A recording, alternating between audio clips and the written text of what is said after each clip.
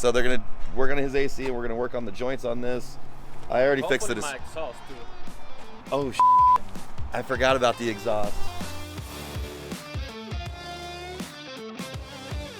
What's up, Brite Nation? Stepchild has been a bit neglected lately, and we're getting ready to go to Smoky Mountain Jeep Invasion. We're actually going to the Bronco Stampede and then Jeep Invasion, so we'll be in Pigeon Forge for like 2 weeks, which is kind of cool because it's a really cool area. Got some stuff I got to do to the Stepchild. It's kind of been neglected. Everything's mostly okay. There's a clunk from the front end. Not sure where that's coming from, but we're gonna head on over to Roadrunner Automotive and they're gonna help me get it in the lift because I don't have a lift in our garage yet. And as you can see, the F450's in here because we're still moving in. There's more loads of stuff we've been bringing, all the stuff from the other house, trying to get it all up on our lev rack system. That's what's really nice is we would not have, I mean, look how much literally crap we have. And it's all gonna go up there, which is gonna be super sick. Everything, all the big boxes will go way up top.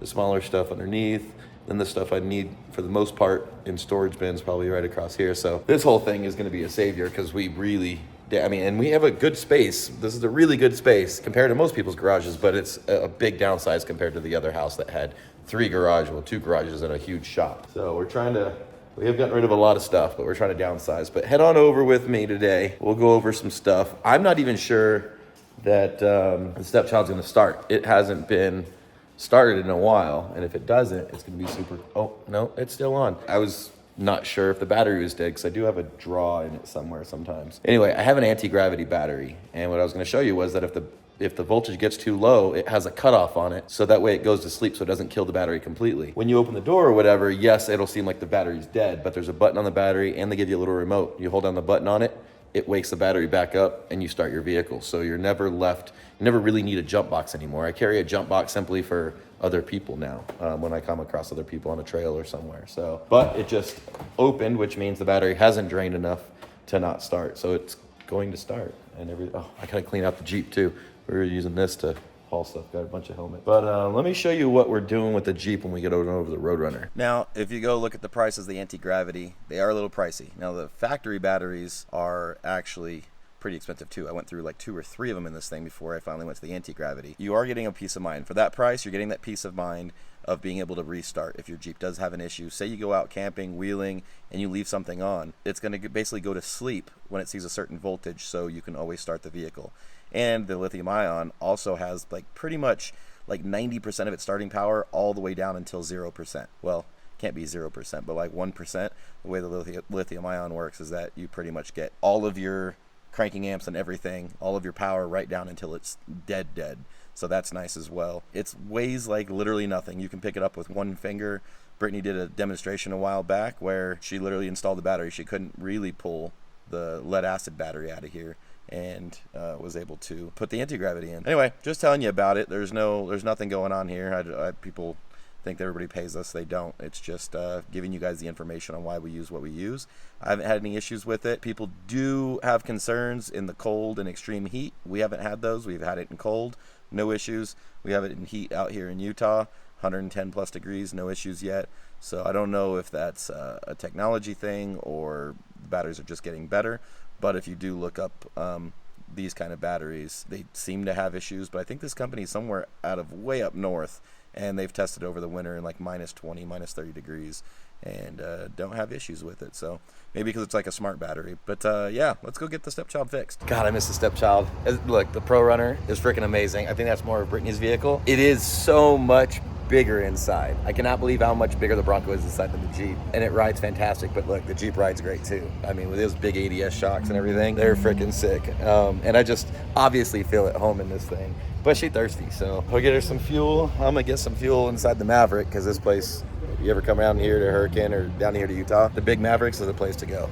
Definitely good food, good drinks, and they make like stuff in the Maverick, like burritos and all kinds of stuff. So that's like our go-to. If you watch Matt's Off-Road, they're always talking about stopping off at the Maverick because it's really good food. All right, last pit stop and then over to Roadrunner. These guys, Roadrunner Automotive, the really go-to place. These guys do buggies and cars and trucks and exhaust. Oh look, there's Marlon from Off-Road and Chill. He's here this morning with his Jeep too. So they're gonna work on his AC because when he blew up his stock motor and they put another motor in, I don't think they ever did the AC. So they're gonna work on his AC and we're gonna work on the joints on this. I already fixed it. My exhaust too. Oh, I forgot about the exhaust. Maybe I'll have them do yours instead, or see if you can bring it back tomorrow. So he crushed his exhaust on the Rubicon because he didn't have a skid plate. And like when he got high centered, it just crunched right in. So I fixed my discriminator valve already. I had it upside down. That was fun. That was just error on my part when I rebuilt it. And then we'll see if they can put a muffler on this. So I'll show you about that. But let's get it in on the lift, because the muffler not only got crunched, but I had to delete the other side because the valve has failed multiple times. And yeah, just don't buy one of those QTP valves. They're not made for off-road.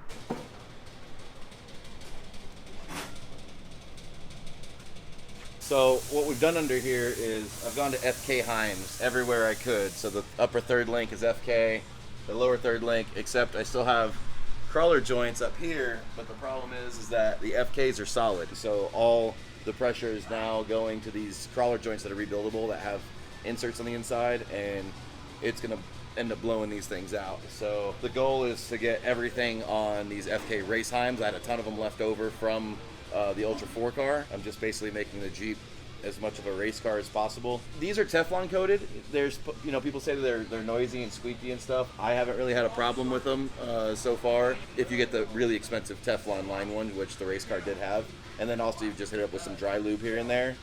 But they're service free until they go bad, and they're race car stuff. And I'm not doing race car stuff. Well, not really doing race car stuff. So that's what we're doing with that. Then if you look over here.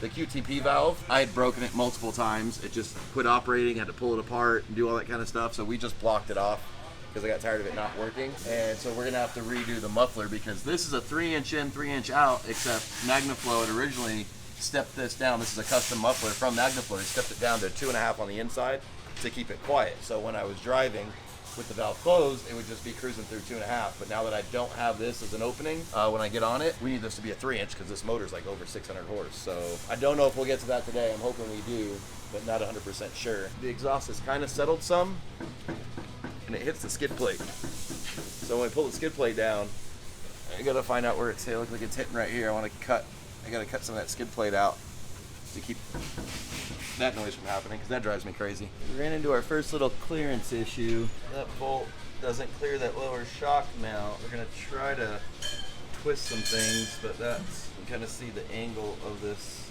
kind of goes up into the shock mount, up in the shock mount, and then the bolt's just not clearing, so now I have to grind. It's like a 1/16 of an inch, maybe an 1/8 of an inch. We can do something like this. No, it's touching this now. Yeah, maybe we can get a bowl or something. Push this guy up. Oh! There we go. Ah! Bingo! We got it. Sort of. All right, now we're doing some welding. What we found when we pulled this all apart was the hole was oblong pretty bad. So this clunking that I had up front wasn't the joint that was bad. It was that the nut was loose and it oblonged the hole. So no matter how much you tighten the nut, it just can't handle all this weight. And so it was just in there clunk, clunk, clunk, clunk. They went ahead and did some weld washers on both sides and let it cool down. You see right there. And yeah, it doesn't look the absolute best, but that's because everything's covered in grease and oil. We kind of cleaned it up some, but I'm not really too worried about it. We are kind of in a rush, but that'll do it. So weld washer on each side fixes the hole, and we just have a new bolt. And you can see that new big Heim in here. So it'll be huge Heims on both sides, and that'll fix that. So you can see that's hopefully this side. This side's tight, so I'm hoping we don't have to weld any washers on this one. But yeah, that's what happens, because there's not really any other way to fix this, because this is a whole weld-in piece to the frame. So once you kind of damage any of this, you're not really fixing that. So I don't want to feel like I'm doing them dirty with the job we're doing over there on my dirty Jeep, because here's a sick exhaust that they just built for this truck. I feel like just showing you guys a little washer weld on like on the Jeep that's got oil and grease everywhere that we're rushing on doesn't do them justice. So I don't want to do you dirty like that, but I'm like showing it. I'm like, okay, hold on. They actually do clean work. It's just we're doing dirty work. I didn't really clean it up. I just barely ground some of the paint off, but it's covered in oil. We should brake clean it and do all that. And I'm like, no, just weld it and let's go. So didn't want to throw him under the bus like that, make him look bad when he's the one welding, doing all the pretty stuff all day. So definitely don't want to do that. So we're making progress. It's going a little probably better than I thought it would. It's just there's so much under here that I'm finding. So the exhaust, even though it's heat treated and everything, the problem is with the steel skid plate under here, there is nowhere, as you can see, this is all encased. There's nowhere for this heat to go.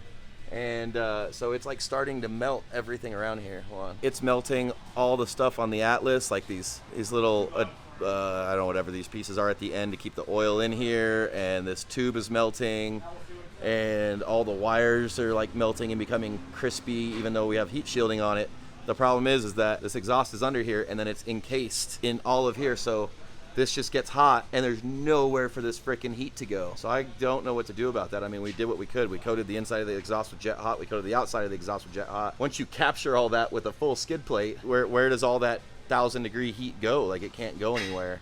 So I don't know exactly what to do about that. Maybe just cut holes in this guy, you know, but heat rises. But I mean, at least that would give heat somewhere to go, even though it's below it, because I think it's starting to also... Excuse you.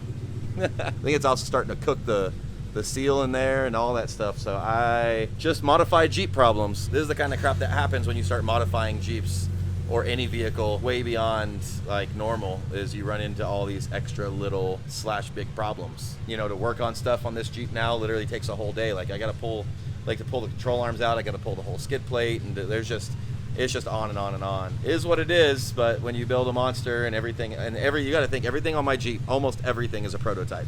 From the front bumper to the like suspension. Well, the suspension now, it's right in between being ready and prototype. So I don't know. It's just, I'm getting frustrated with the Jeep because I know it has a ton of miles and a ton of abuse, but it's like I can't drive it now anymore without something going wrong every time I drive it. And I'm just trying to get it back to being able to drive it, even though Chris went through and like rebuilt a whole ton of stuff. It's just at that point. I don't know what to do. We have the Bronco now. We can put miles on the Bronco, and we are building something new this winter. But I want my stepchild back. I want it to work again. Like, I used to drive it and never worry about a thing, and every time I drive it, I'm listening and waiting for something to be wrong. I'm sorry. I'm looking at other stuff, just seeing if I see anything else wrong as I'm talking to you guys. I should be looking at the camera, but all right. Well, onward. Let's keep going. See if we can get this done, get this clunking done, and the Jeep driving great again.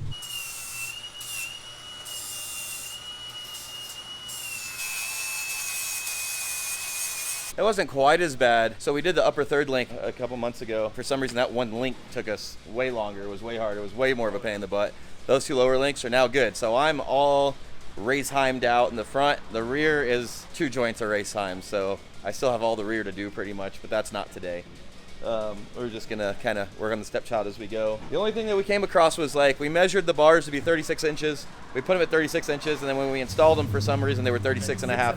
Yeah, I don't know how that happened unless we were just goofing somehow. I don't really understand. I'm gonna drive it and see. I guess the only thing that would really do is set it way forward, which would give it a lot of caster. If it drives like crap, then I'll take it to an alignment machine. If not, then we'll just roll with it. So now we'll pull Marlon's off-road and chill Jeep in, and we'll show you the damage that's done to that and see if we can get that fixed. What do you do to it? Smashed it.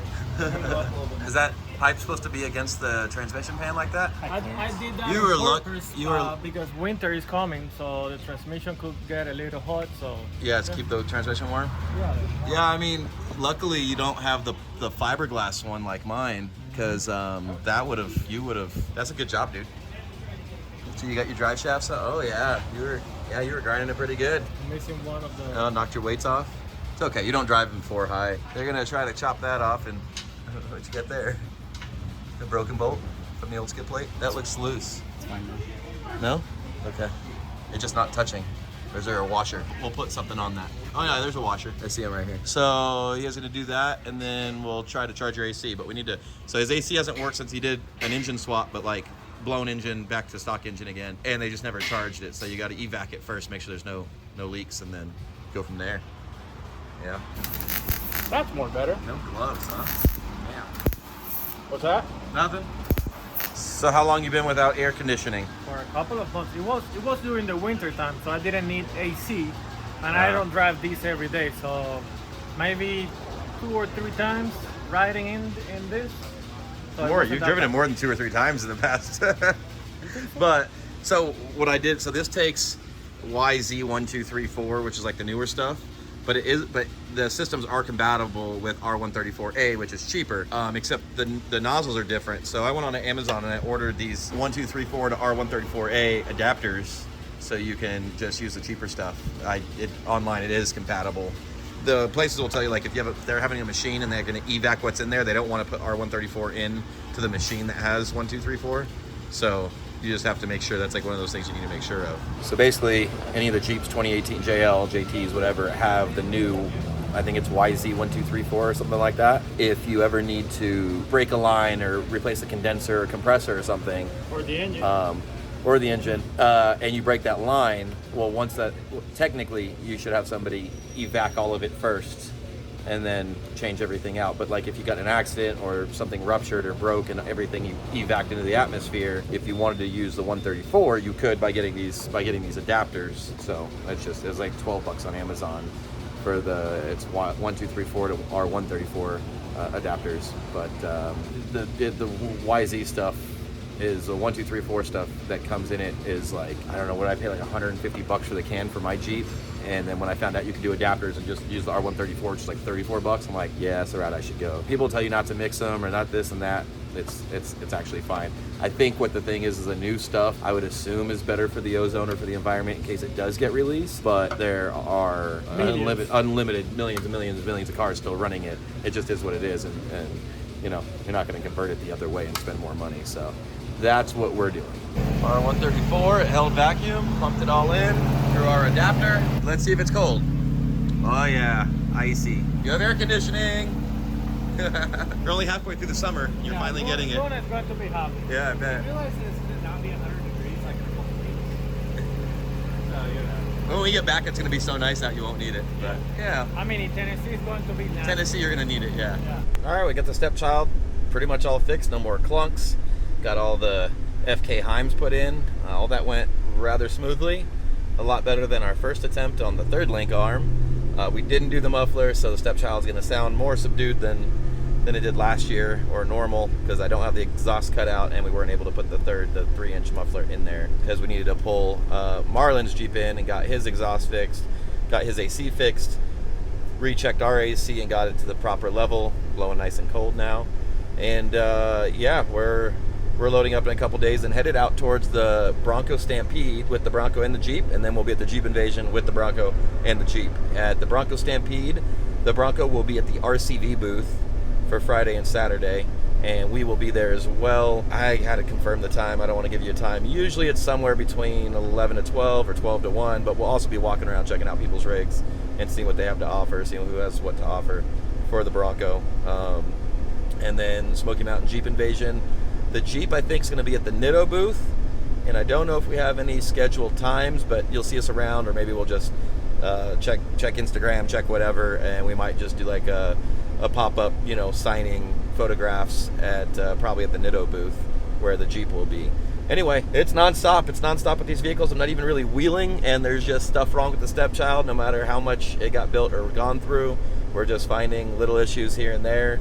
I fixed the wire. There's a bunch of stuff I did to it that I haven't filmed because I've just been trying to fix it. So like my fuel gauge would constantly go in and out and it just would show no fuel, like fuel level sensor, you know, fault and stuff. That was in the wiring. I cut a bunch of wiring out, wired it myself, and it's been good ever since. Replaced the discriminator valve. What else? Oh, replaced the wiring for the fuel pump when we were having those issues. So there's a lot of stuff I've done off of camera just because I didn't know if it was going to even work, and I don't even know what I'm doing half the time. I'm just kind of poking and prodding and messing around, and it's seemed to work. Everything's great. Here, there's the dash. No lights, no check engine lights, no nothing going on. Everything's cleared and running good. Jeep drives straight. AC is cold, so I'm happy. So we'll see you guys out there. Thank you so much for watching. Please don't forget to like, subscribe, and share. Remember, you can find all of your Lite Brite Nation merch at litebritstudios.com. We love you guys, and we'll see you next time. Bye.